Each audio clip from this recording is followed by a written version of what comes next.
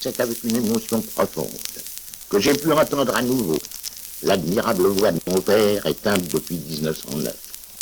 Ah, comme je l'ai bien reconnu, bien retrouvé dans ce cylindre étonnant que vous allez attendre à votre public. La ballade du duel du premier acte de Cyrano de Bergerac. Et quel souvenir merveilleux elle a évoqué en moi, tandis que le rythme de ses vers venait frapper mon oreille. Je nous revoyais, lui et moi, dans notre appartement de la rue de Presbourg, au mois de novembre 1897, où presque chaque matin, nous attendions la venue de notre ami Bourgoin, l'excellent maître d'armes qui s'était chargé de la mise au point des diverses phases de ce duel en vers.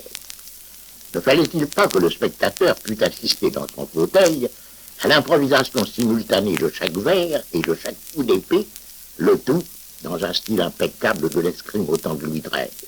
Aussi quel travail de précision, acharné, passionnant, pour qu'aucune faute ne fût commise. L'engagement du fer n'avait lieu qu'au commencement de la deuxième strophe. Sur, vous auriez bien dû rester neutre. Première feinte, coup de taille, sur, dans le flanc sous votre maître, suivi d'une seconde feinte, coup d'estoc, sur, au cœur sous votre bleu cordon. Et les deux épées de Cyrano et du vicomte se liaient dans une poussée des deux adversaires l'un vers l'autre, jusqu'à se choquer toutes deux. Ah, comme vous l'entendez bien, ce choc, dans le ding-dong. Quelle sonorité métallique dans ce ding, que la voix vibrante de Coquelin fait si clair résonner. Suivez-moi attentivement pour bien comprendre la suite et en saisir la difficulté. Donc, les deux mains tenant les deux épées se sont jointes.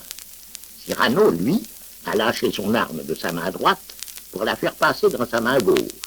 Et de la main droite libre, il a saisi le poignet du vicomte, qu'il repousse violemment en arrière pour le faire reculer et se donner du champ. Oui, à cette époque, on pouvait ainsi en venir aux mains dans un duel. Le code de l'escrime le permettait.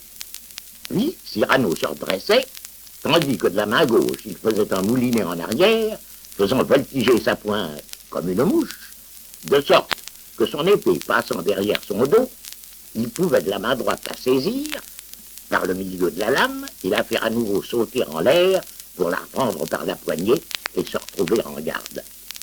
Là, parbleu, ça n'est pas commode. Retenez bien en passant l'intonation de mon père sur le mot bedon et savourez le délicieux mépris que lui inspire son adversaire.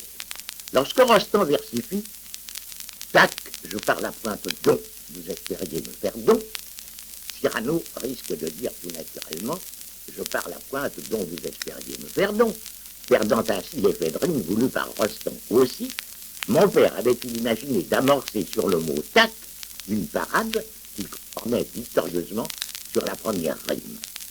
Je souhaite que ces quelques détails aient pu vous faire entrevoir le mécanisme du travail auquel mon père se livrait pour mener à perfection l'exécution de ce duel fameux reçu le soir de la générale de Cyrano avec un enthousiasme délirant.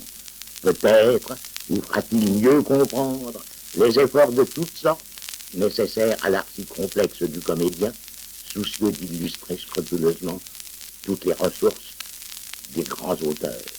Rien ne pouvait être plus favorable à cette initiation que l'enregistrement que voici. Fragment de Cyrano de Bergerac par M. Coquelin. Ballade du duel. En hôtel Bourguignon, M. de Bergerac fut avec un B. Qu'est-ce que c'est que ça, s'il vous plaît? C'est le titre. Ah, très amusant!